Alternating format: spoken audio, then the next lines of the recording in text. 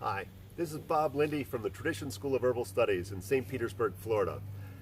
I wanted to talk about a plant that causes a lot of controversy in our community. Here in the Tampa Bay region, we have more kava bars than anywhere else in the world except maybe the South Pacific. So, kava comes from the piper family, the Piper methysticum, but really we find there's a lot of variation from island to island, that there's different species out there. In South America and Central America, there's something called the Rootbeer Plant, which is also a piper, but it's not a methysticum. So this plant right here is the piper that grows in South America. It's sometimes called False Kava, it's called Rootbeer Plant, it's called Yerba Santa, also Hoja Santa. And it's funny, when we go to places like the Florida Herb Conference or something like that, there's a lot of Central and South American, some Mexican folks that are there. When they see this plant that we have it for sale, they go crazy. They're so excited at the opportunity and didn't even know that they could grow this. And this is part of their heritage, their tradition that they use for years. The big thing is, does it work like kava? And thank you, plant.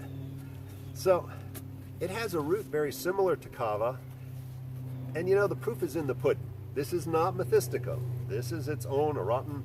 And we always have a lot of fun with folks when we teach our 101 herbal class. And we're like, yep, it's false kava. You can call it whatever you want. You can call it Central and South American kava. The reality is,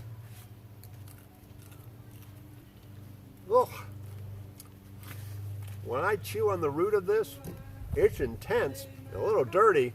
And what happens is, it works just like kava. My mouth goes numb. Literally, it's going to be hard to finish this video. It helps with anxiety, relaxing, muscle spasms, all the things that you would expect kava to do. It just happens to be a different variety. Oh, there goes my tongue. It is so numb, it's not even funny. Pardon me for spitting, but I got to finish this video. So there's some interesting things that we can also do with it. In South America and Ecuador, this does grow wild there, as well as a number of other pipers that are used. They look very similar. This is used for painkilling. So the leaves, which normally we don't talk about when we're talking about kava, we only use the roots, the below ground parts. This, if it's heated up with a flame, and it's always important to say, they would say never use anything but a living flame. So we'll take a lighter, we'll take it over a fire, and if I just twisted my knee or had a contusion, a wasp sting, something like that, we heat it up, we put it on hot, we'll tie that on, almost instantaneous, total pain relief. I know Renee's got so many stories about using this for wasp stings with instant relief, a reduction in the swelling. When she was last down in Ecuador, she was down there with some friends. Somebody had actually broken their ankle and they were too far in the jungle. They couldn't just drive her away. So they had to walk an entire day with this woman with a broken ankle in order to get her to not be in horrific pain. The leaf of this plant was able to reduce the swelling, reduce the pain dramatically, that she was able to get out on her own just from heating this up repeatedly and adding it back onto that. So, you know, it's not the herb of commerce, but it grows really, really well here in Florida. We find that it can grow in full shade to almost 3/4 sun and does very well.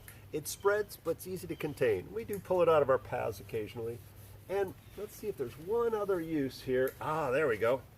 So Teresa, a Shuar woman from Ecuador, she taught us that this part right here, the unopened leaf, and it's still super tiny, it's curled up on its own, that this was one of their favorite spices to add into fish, whether it's grilled or roasted in the ground, and it almost has this anise-like taste to it. And I know, with the regular kava, with a methysticum, you never eat the aerial parts. This is sweet and tangy, and is a classic part of a meal.